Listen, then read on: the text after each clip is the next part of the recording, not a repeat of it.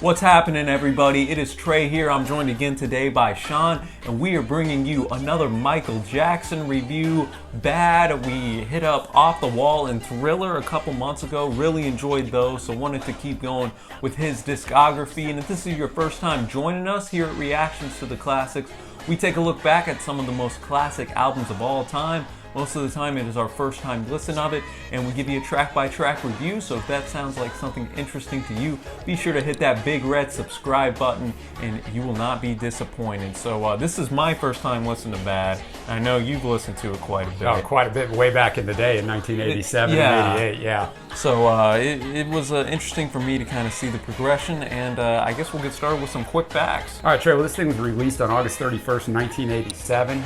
It is his 7th studio album. Sold 35 million copies worldwide. The problem was he wanted to sell 100 million worldwide to top the success of Thriller. Yeah, and it's tough whenever you come with the best-selling album of all time. Like, anything you do afterwards is going to be judged by that. Yeah, and a lot of people called it a failure. You know, it's 5 years since Thriller happened, so he had an album with the Jacksons in between their victory. And so he really recorded this album over 3.5 years. Yeah, a long time in the studio. A long time, man. And this thing was a commercial success. It was huge. It spent 38 weeks in the Billboard top 5 albums charts, which is a record for a male artist. He had recorded 30 songs. He wrote 60 songs for this album. He recorded 30 songs and tried to talk Quincy Jones. They collaborated on this again. They did on Off the Wall and Thriller. Tries to talk Quincy into releasing a triple album.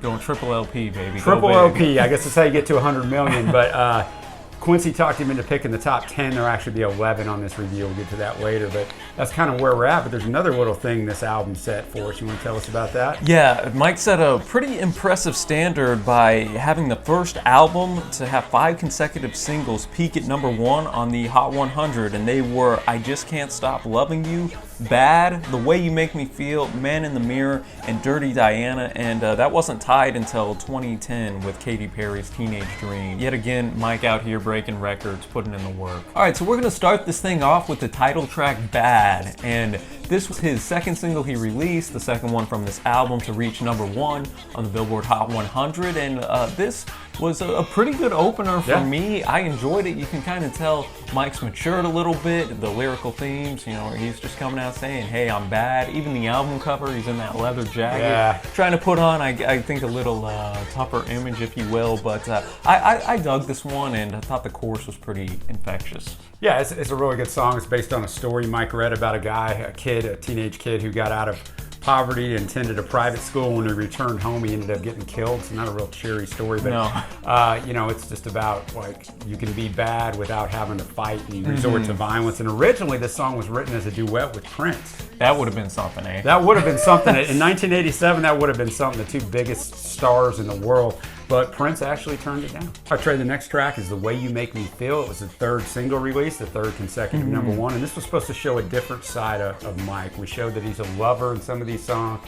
We showed that he's streetwise and bad. This is to show that he's a flirt and he can kind of pick up girls. Big love song, which Mike is known to do on his albums, and that's a topic that comes up a lot that we've been noticing. And overall, I thought it was a good second song, a good kind of different style than the opener in Bad, so I kind of like that difference there, but overall it was good. Then we go into track 3, Speed Demon, which is a funk rock song. Originally, SHAWN, this was supposed to be a single, but they ended up scrapping that, and I think that was a good decision. Honestly, I think this is the worst song I've heard from Mike by a country mile. I thought this song was not very good lyrically, musically. It sounds outdated, and I don't know, man. I just thought it was weak. Yeah, I don't have much to add to that. I 100% agree. Of the 3 albums we reviewed, Off the Wall, Thriller, and Bad, it is by far the worst track. It's a weird song in the fact that I told you he wrote 60 songs. So he's written a ton of songs over 3.5 years. This song he simply wrote when he got to the studio, told Quincy he just got stopped for a ticket because he was speeding, and Quincy said, well, take that anger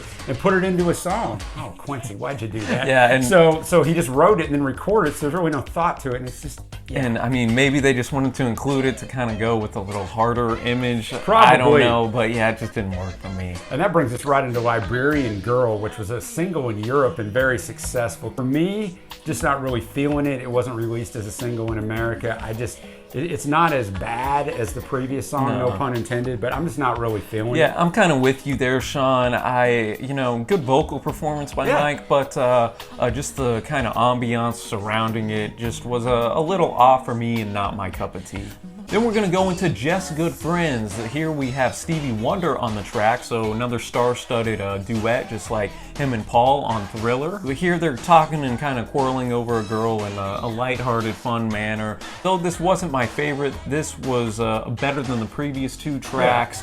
Still kind of sounds, I noticed on this album, a little overproduced at some points, and I think that was really noticeable here, but it started that upward trend. Yeah, the overproduced is a good thing, and it's a theme on some of these songs, and I think when you spend 3.5 years, Trey, recording an album, you have a tendency, and your goal is to sell 100 million, that can happen. Probably start overthinking, like, is this perfect, is this, right? Exactly, and this is one or two songs on the album that Mike didn't write. He also didn't write Man in the Mirror. For me, this was just all right. It was definitely an improvement on the last two songs. All right, that brings us right up to Another Part of Me. The song is about global unity, peace, that sort of stuff. It's kind of a theme on some earlier songs of Mike's.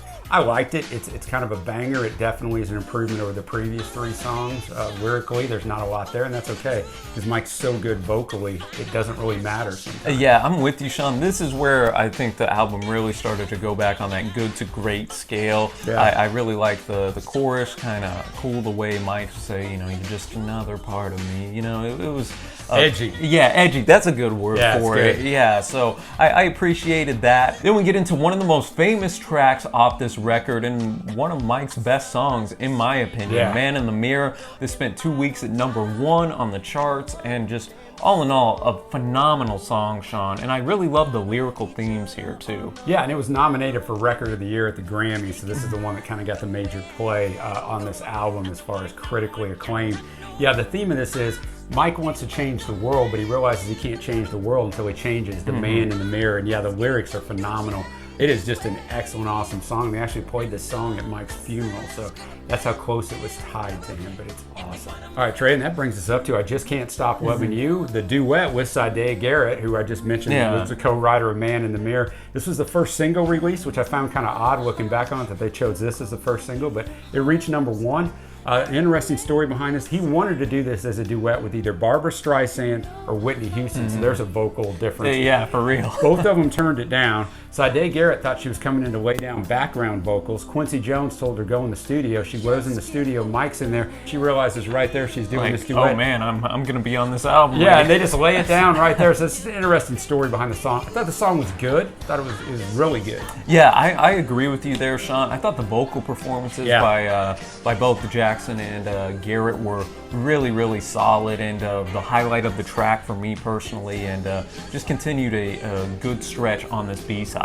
Then we go into Dirty Diana, yet again, really famous track, and this kind of reminded me a lot of Beat It from Thriller, because it had that harder rock edge. They have Steve Stevens from Billy Idol's band on the guitar here. Yeah, trying to harden it up. Yeah, and this was yet again another song that reached #1, and man, this was probably my favorite on the entire record. I just love the hard kind of edgier rock vibe to it, and Mike's vocals here are really cool. You even have like a epic rock feel where the crowd's in the background. Like, dude, I just thought this thing was sick. One of my favorite MJ tracks that I've heard. Yeah, it really is hard rocking, man. His vocals, he's so powerful vocally that he can pull these things off. He can go from a ballad to this just hard rocker. The lyrics are about a groupie. Mike, from the time he was 5 years old, was on tour. He saw groupies throwing themselves at his older brothers. That's kind of what this is about. Just a really good rocking song. Well, Trey, next up we have Smooth Criminal. It's about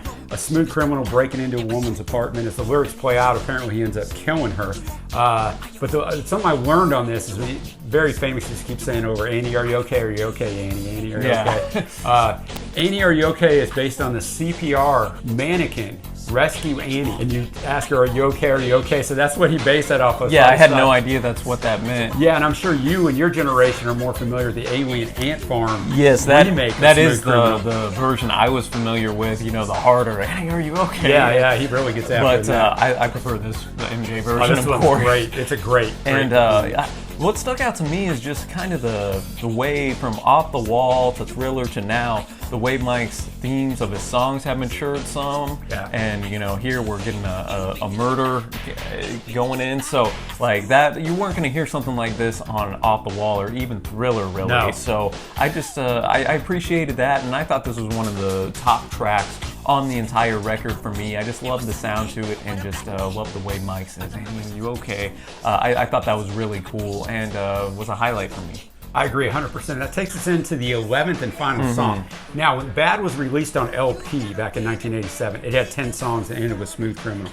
They released it immediately on CD, and all subsequent LPs afterwards had this song. So we decided to include it because it's on everything. Yeah. It's going to be on Apple Music, and Spotify is on the original album. So Leave Me Alone is simply a response to the tabloids. He puts the tabloids in the mark of a girl and wants her just to leave him alone, but it's really about the tabloids. He talked about this. Mike was just pursued doggedly by the tabloids.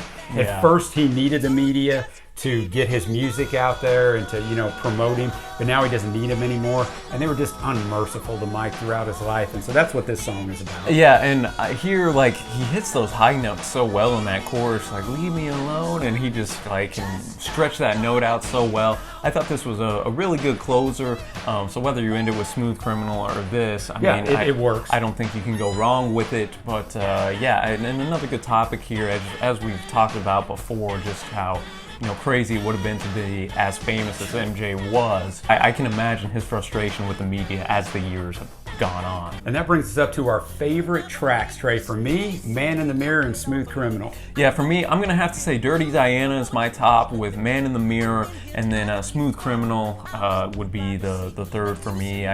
You can't go wrong with any of those. I know that they're the most famous and classic, but I think that's like They're that. the most famous and classic for a reason. For a They're reason. excellent choices. Yeah, and what about your overall score? You know, this one was tough. I just really kind of went back and forth. I settled on a 7.75, which is still excellent. I think the highs are very high. I think there's 3 songs there on that A side. Yeah, in the middle. That are in the middle, you know, that start out with Speed Demon, Librarian Girl.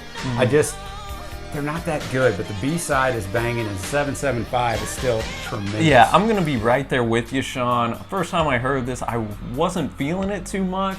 And I think it suffers a little bit from being, like I said earlier, a little overproduced. It sounds more dated to me, ironically enough, than even Off the Wall or Thriller. I agree. But all that to say, I still really dug this record, thought it was a good effort by Mike. So I'm going 7.75 myself. And, you know, if you would have taken out Speed Demon there, it would have been in the 8s for me. Yeah, I agree. But yeah, I would put this right behind Off the Wall and Thriller.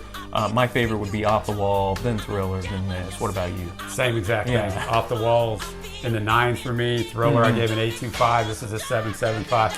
But I mean, let's remember the consistency in Mike and the amount of time here. Exactly, yeah. You know, that he has maintained in a high level of excellence. His music is changing before him. He goes from Off the Wall at the disco range in 79 all the way to the 87 area of music that we're in then. So very good. Yeah, so I guess that'll wrap it up from here today, y'all. So please let us know in the comments below what you think of Bad. What's your favorite track? How'd you enjoy this album? And as always, be sure to hit that big red subscribe button. Give us a big thumbs up. And we upload twice a week, variety of genres. Y'all know the drill by now. But as always, Sean, appreciate you stopping by. And happy listening, my friends. And we will see ya.